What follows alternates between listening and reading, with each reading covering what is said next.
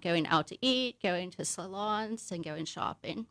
Melissa McCoy is the care manager supervisor with this group. Melissa, how does that manifest itself? That's a pretty wide range of goals that the organization has.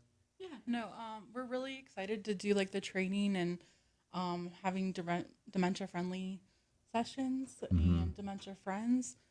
We also have like a caregiver support group that's going to be meeting tonight from 2 to 3 at our office. So caregivers that are caring for people living with dementia are welcome to join us. We're really thankful that we'll be able to start this initiative in Indiana County, and that Kerry is going to be helping to guide us as well. So yeah, we're excited. Kerry, you actually fill that role. You are a caregiver Yes. For someone who is My wife, Mary. your wife Mary has Yes. dementia. Yes. And come a little closer to the microphone for Sorry. us there this morning.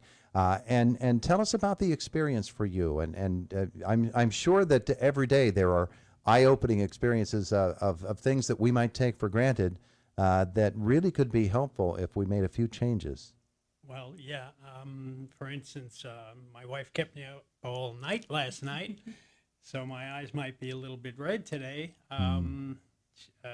She was sundowning, so she's kind of walking around in a bit of a fog all night, back and forth talking and stuff. So it kind of throws your schedule off a bit. Sure, So, yeah. That's just one instance, one thing. There's volumes of other things that can go Yeah.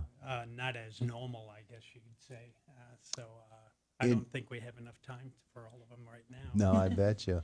I bet you. In your case, is it progressive? Is it a point at which, okay, we're here and we can handle this, and we don't anticipate that it's going to get worse, or is it something that you know is going to continue to be a really difficult challenge?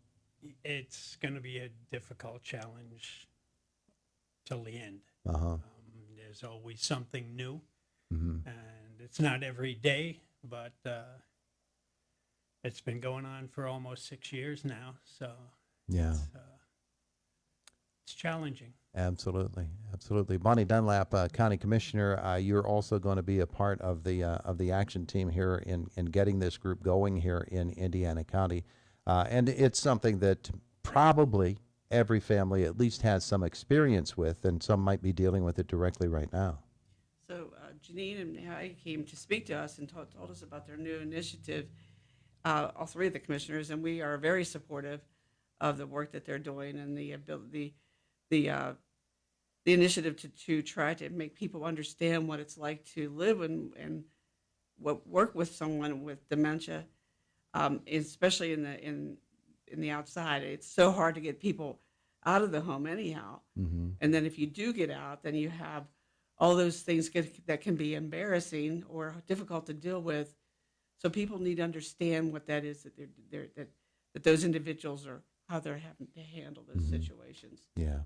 Dementia-friendly Indiana County. Heidi, what are some of the steps that we'll see unfolding before us here in the coming weeks and months? Yeah. So right now we're still in the process of forming that action team, of which Commissioner Dunlap and Kerry are part of, so that we're putting a team together so that we can meet to come up with a plan and get feedback from caregivers and people living with dementia on exactly what is needed in our community.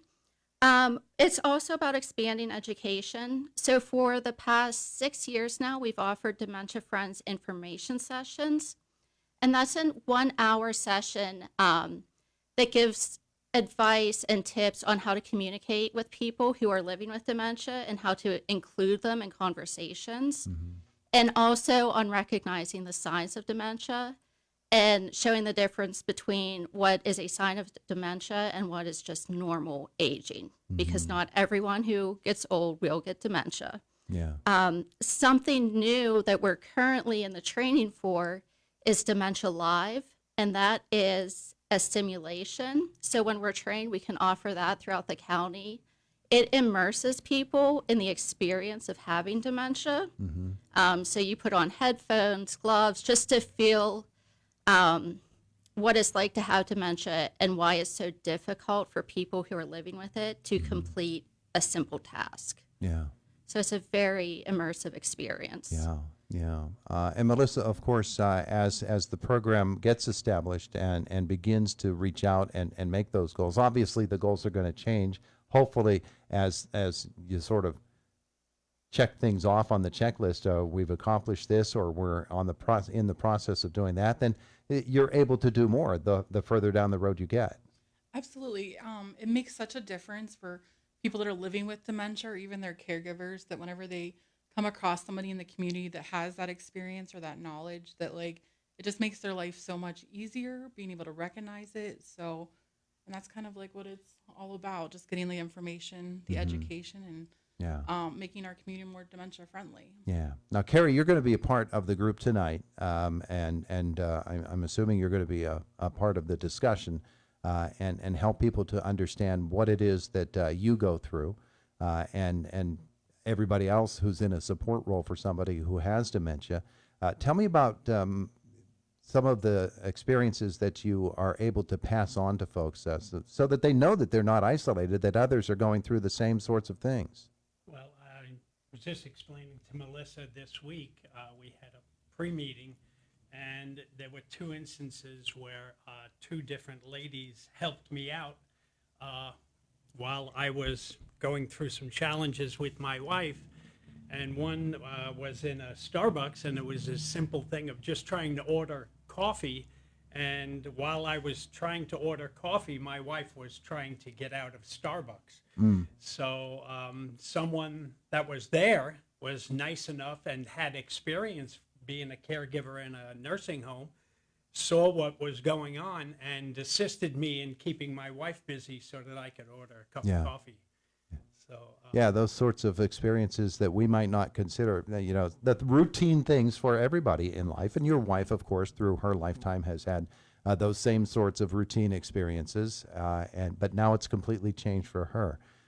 And just, Melissa, the ability to offer somebody that sort of support, to know that there are others going through the same thing that you're going through, that's going to be a big part of what you're doing with the meeting happening, you said tonight, right? Yeah, we have a caregiver support group meeting, so it's from 2 to 3. It's open to all caregivers. So today rather than it's tonight. today, and it's at our office at 1055 Oak Street. So Is all it- caregivers are welcome to join us. And it's nice to like share different experiences, and the more the merrier. Is it a regular meeting? Yes, we always meet on the last Wednesday of the month at our office. Yeah. Yeah. Well, Commissioner Dunlap, for Indiana County to get behind this and support what is obviously a very, very needed group in Indiana County, to turn this into a dementia-friendly county, it's not an easy task, but it's something that must be undertaken. Well, and the action group they're putting together will put together those goals and objectives and ways to reach out. But sometimes it's just a matter of kindness, of recognizing people have different situations and just being kind to each other. Yeah, you're right.